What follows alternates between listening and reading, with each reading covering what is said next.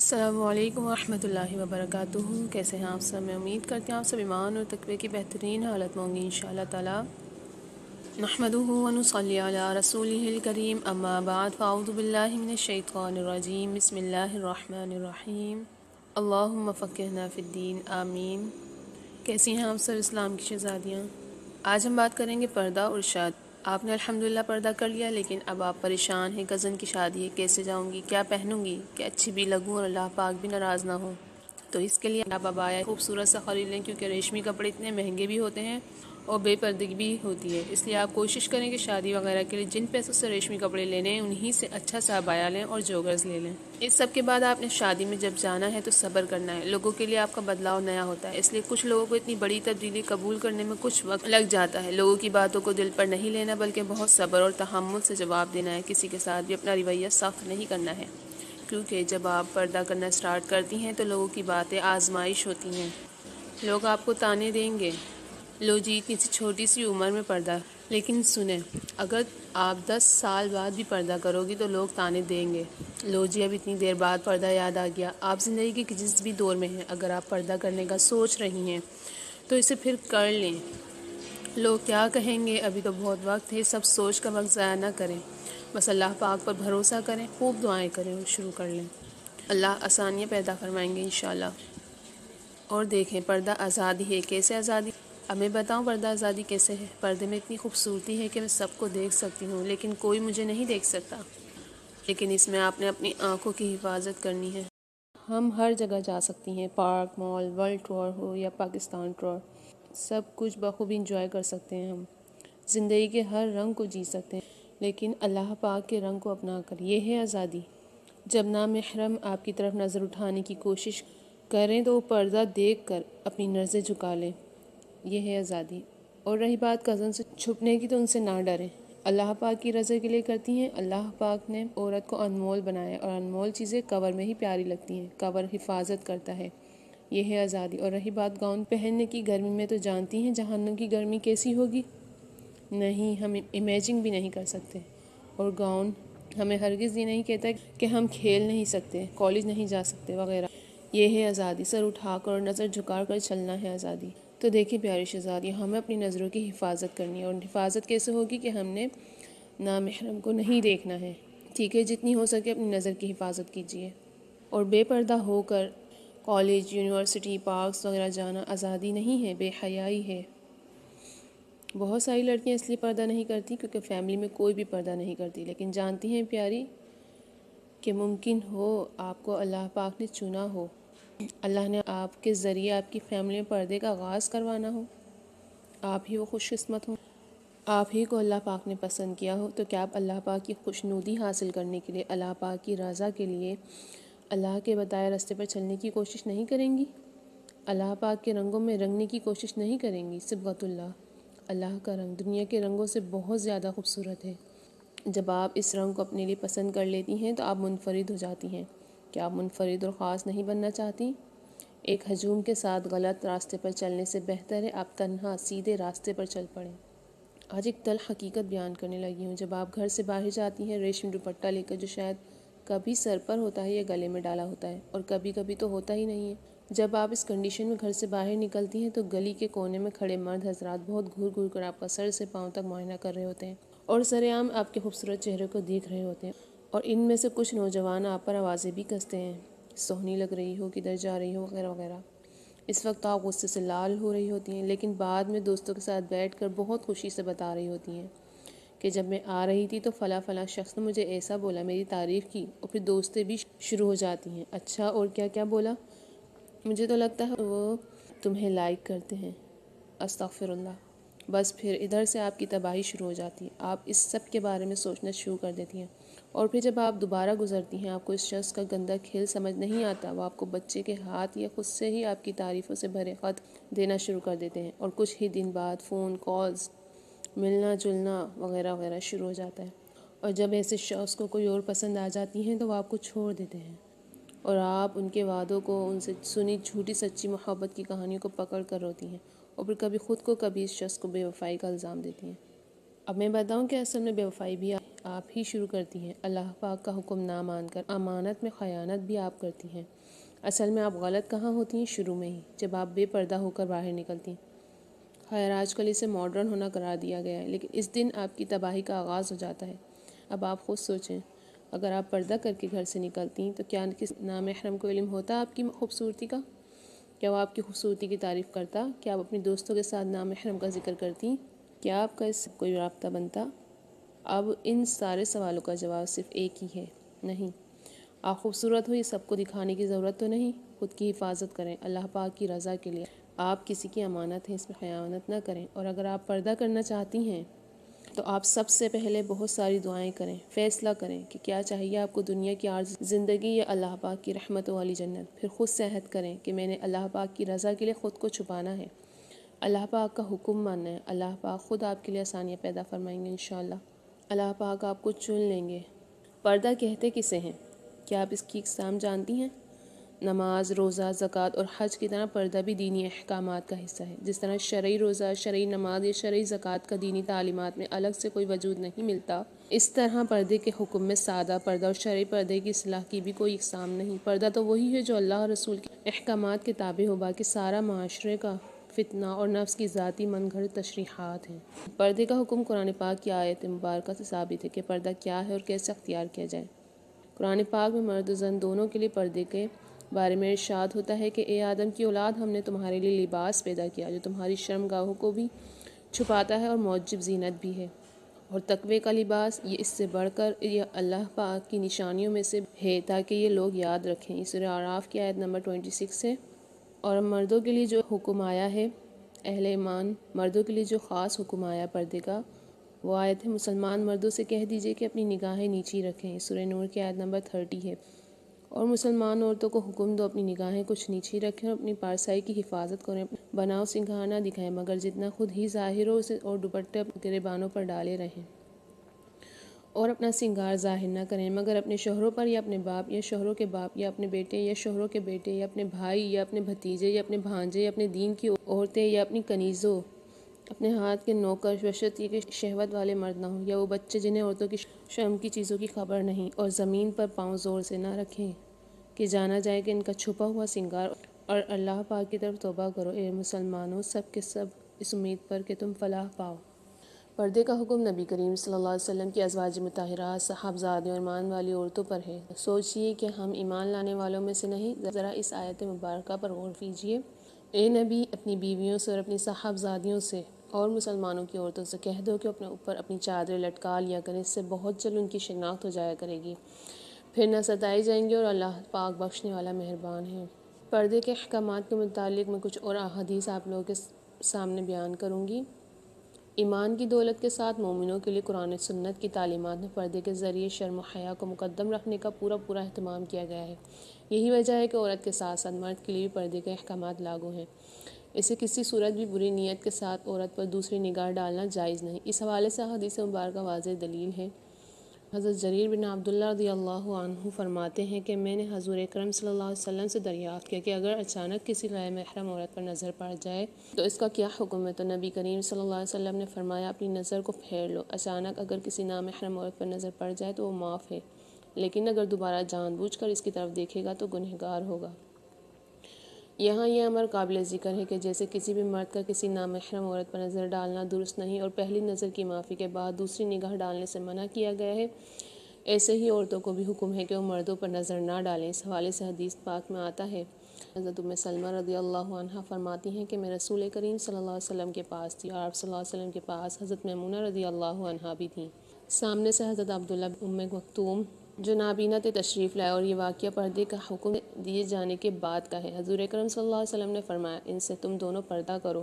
ہم نے عرض کیا رسول اللہ صلی اللہ علیہ وسلم کیا یہ نابینا نہیں؟ حضور اکرم صلی اللہ علیہ وسلم نے فرمایا کہ کیا تم دونوں بھی نابینا ہو، انہیں نہیں دیکھتی ہو؟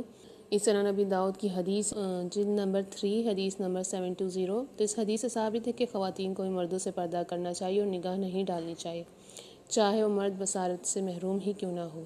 پردہ مسلمان بہن اور بیٹی میں عفت اور پاک دامنی کی حفاظت کے لیے اللہ پاک کا عطا کردہ ایک مضبوط حصار ہے۔ پردہ معاشرے کے نوجوانوں میں عزت اور احترام کی پاکیزہ جذبات دیتا ہے۔ پردہ دلیری اور بے پردگی، بزدلی اور ہم ہمتی کو جنم دیتے ہیں۔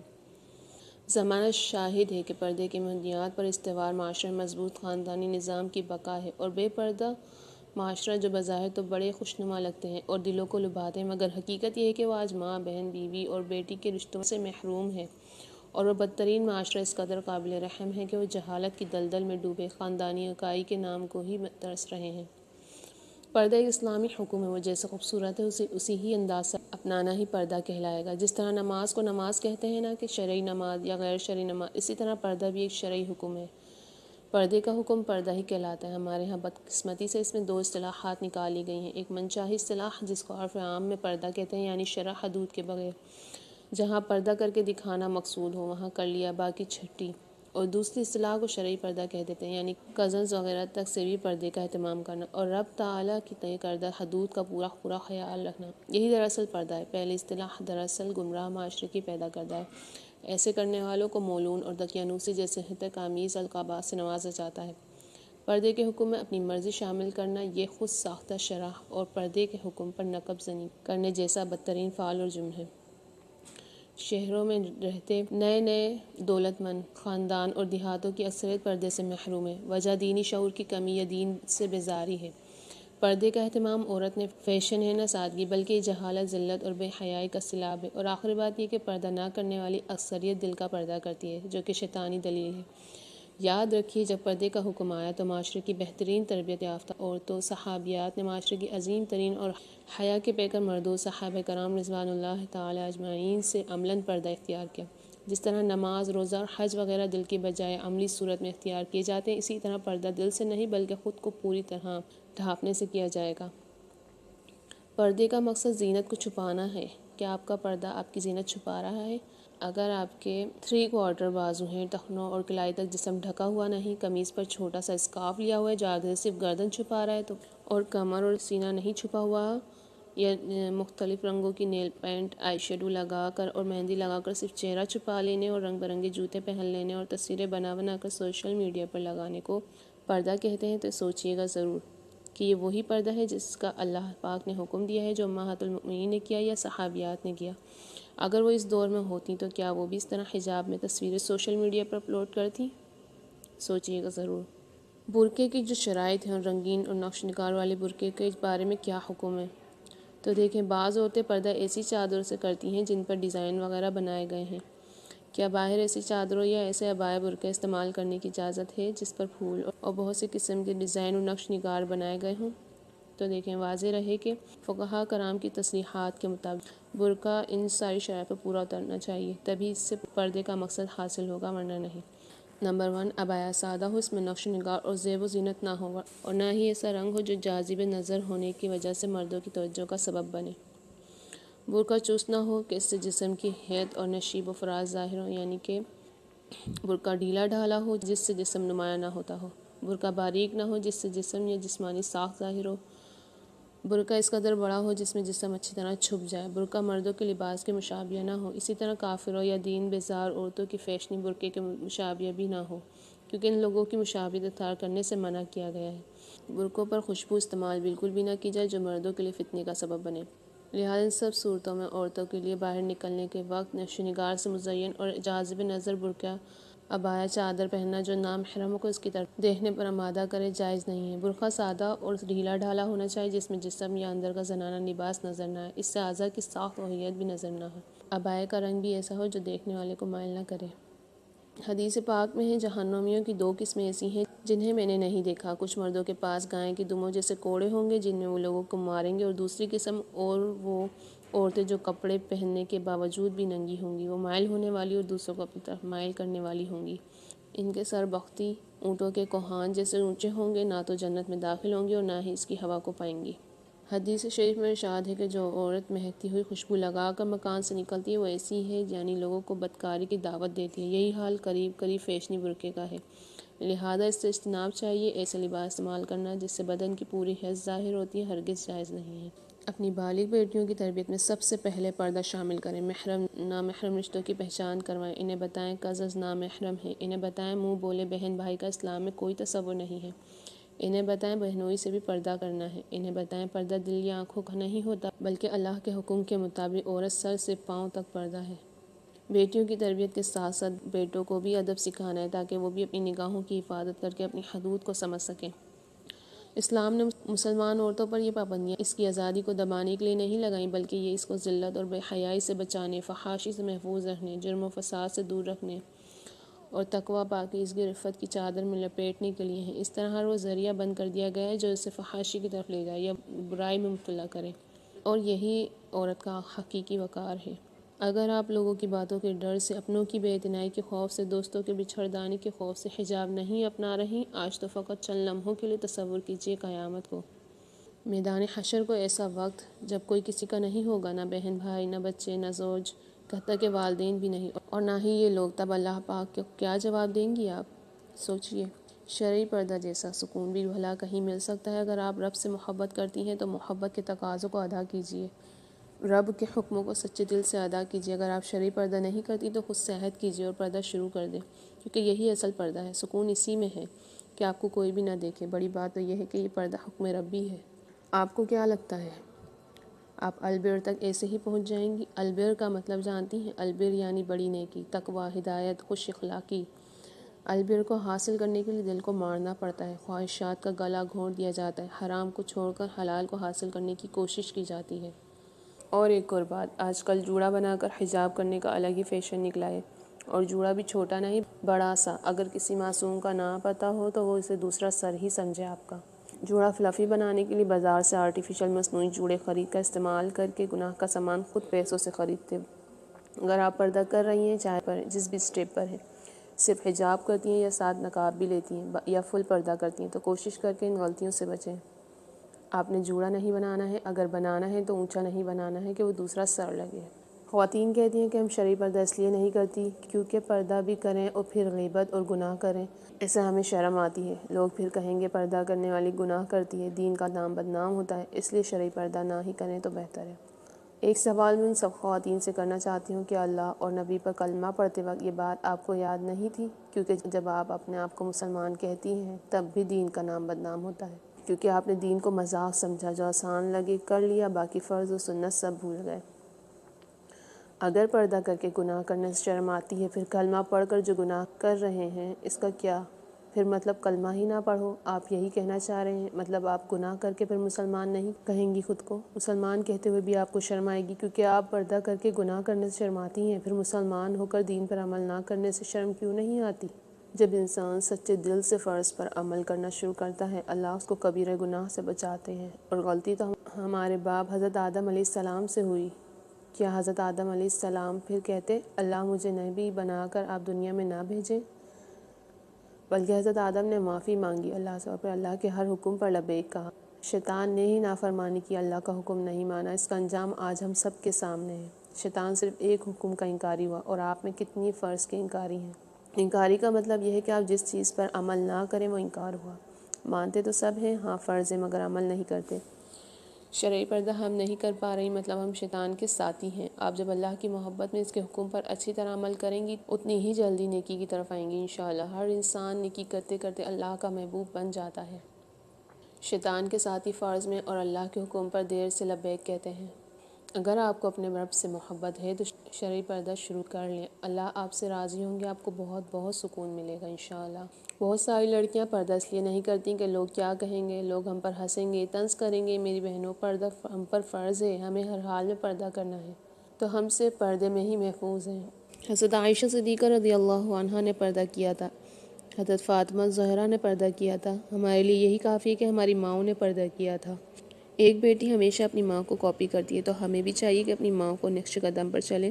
حجاب کی آیتیں نازل ہوئیں تو کائنات کی پاکیزہ بہترین خواتین نے کائنات کے پاکیزہ اور بہترین مردوں سے پردہ کیا۔ انہوں نے یہ نہیں کہا کہ پردہ تو دل کا ہوتا ہے، یا ہمارا باپ، شوہر یا بیٹا نہیں مانیں گے، بلکہ انہوں نے کہا سمعنا واطعنا، اے اللہ ہم نے سن لیا اور مان لیا۔ تو پھر میرے اور آپ کے لیے کیا حجت رہ جاتی ہے بھلا؟ میری بہنوں، اگر پردے کی وجہ سے کتنی بھی مشکلات اٹھانی پڑیں تو خوشی سے اٹھانا، بڑے مزے کی ہوتی ہیں وہ تکلیف جو رب العالمین کے حکم کے لیے اٹھانی پڑتی ہیں۔ ہم خوش نصیب ہیں جو ہمیں اپنے رب نے پردے کا حکم دیا ہے۔ ہم کسی کی نظر میں کیسے بھی ہوں لیکن اپنے رب کے لیے قیمتی ہیں، تبھی تو ہمیں پردے کا حکم ملا۔ چھپائی وہ چیز ذاتی ہے جو قیمتی ہو۔ تو میری بہنوں، ہم قیمتی ہیں، میں جانتی ہوں پردہ کرنے کی وجہ سے بہت سی تکلیفوں کا سامنا کرنا پڑتا ہے، میں خود برداشت کرتی ہوں۔ پردے کی وجہ سے لوگوں کے طنز طعنے ہمارے دشمن بنتے ہیں پردے کی وجہ سے، لیکن جس کو ناراض ہونا ہے ہو جائیں، ہمیں ہر حال میں رب العالمین کو راضی کرنا ہے۔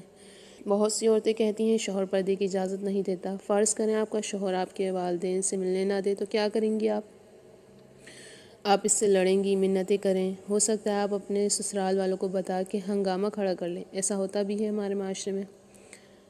جب آپ اس بات پہ شوہر کو منا سکتی ہیں تو دین کے لیے سٹینڈ کیوں نہیں لے سکتی؟